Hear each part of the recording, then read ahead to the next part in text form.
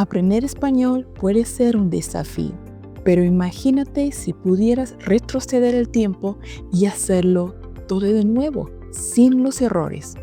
Hoy te voy a contar qué haría diferente si pudiera empezar desde cero y cómo tú también puedes aprender más rápido y disfrutar el proceso.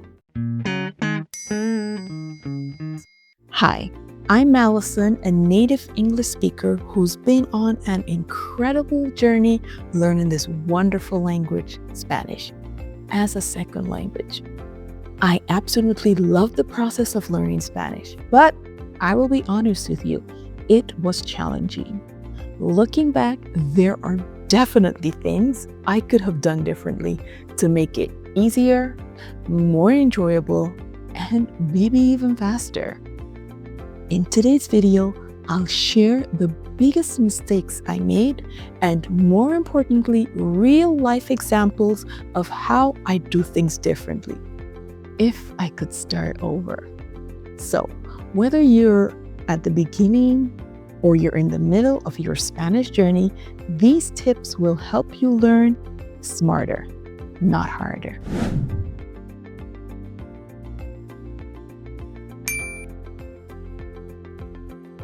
Okay, challenge number one that I had. I took grammar a little bit too seriously.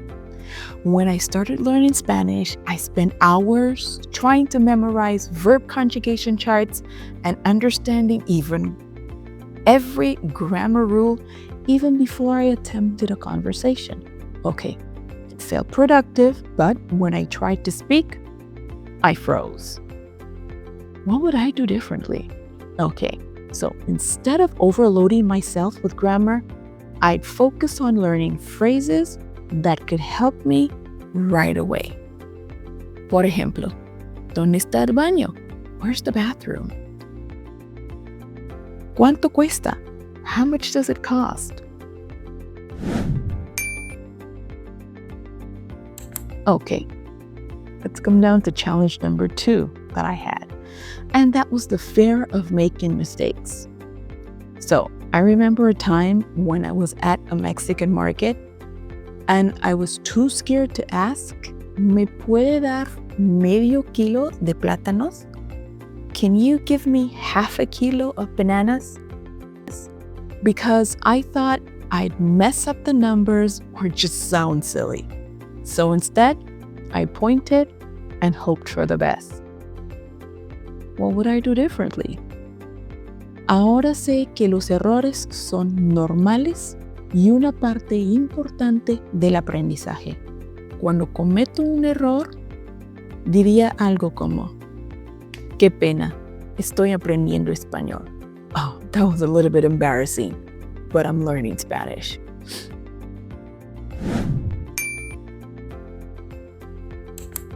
Challenge number three that I had.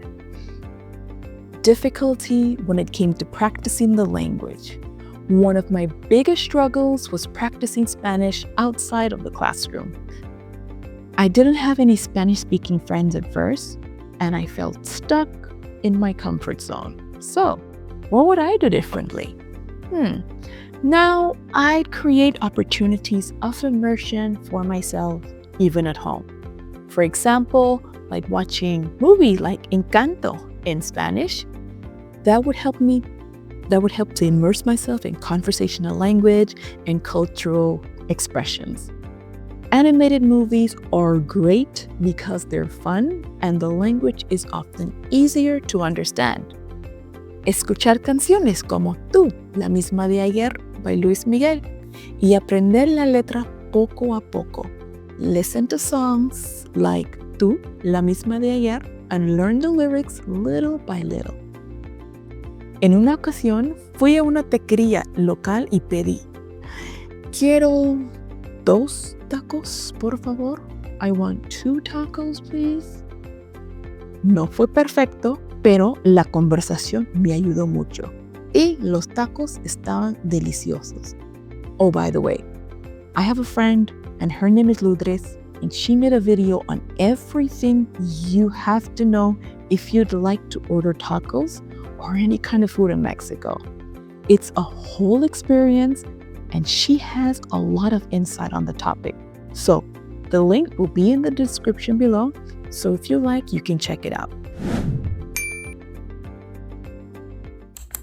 Challenge number 4, not tracking my progress. So at times, I felt like I was running on a treadmill, putting in all the effort, but I didn't even really know if I was improving or not.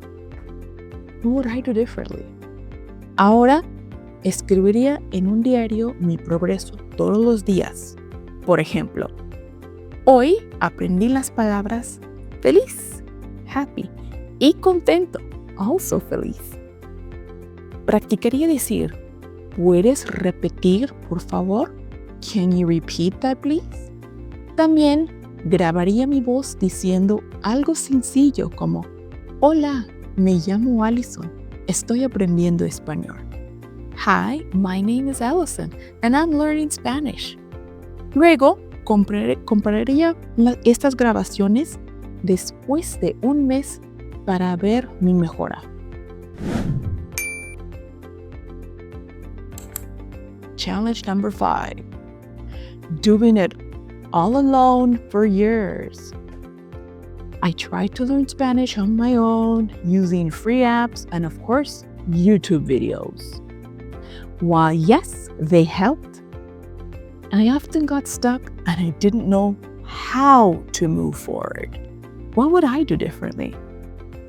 Si pudiera empezar de nuevo, buscaría apoyo profesional desde el principio. Por ejemplo, trabajar con un coach de Spanish 55 sería una excelente decisión. Ellos pueden ayudarte con tus errores y motivarte a seguir adelante. Recuerdo un momento en que finalmente trabajé con un tutor y me ayudó a mejorar mi pronunciación con palabras como desarrollar, develop. Fue un cambio total. So, if you are serious about improving your Spanish, I highly recommend working one-on-one with a Spanish 55 coach. Their personalized lessons make learning Spanish effective and, of course, enjoyable. The first consultation is totally free, and the link is in the description down below. And if you're curious about the journeys of other learners like you, I'd like you to check out our podcast, Conquering Spanish, Interviews with Learners. It's packed with inspiring stories and tips from students who have mastered the language with Spanish 55. You can also find that link in the description below. Bueno, aprender español es una experiencia increíble.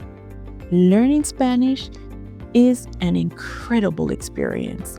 Yes, it can be challenging, but with the right mindset and tools, it's absolutely possible. Take it from me, it's worth the effort. If you found this video helpful, don't forget to give it a thumbs up at the end and subscribe to the channel. And leave a comment sharing one thing you did differently in your Spanish learning journey. Gracias por ver y nos vemos en el próximo video.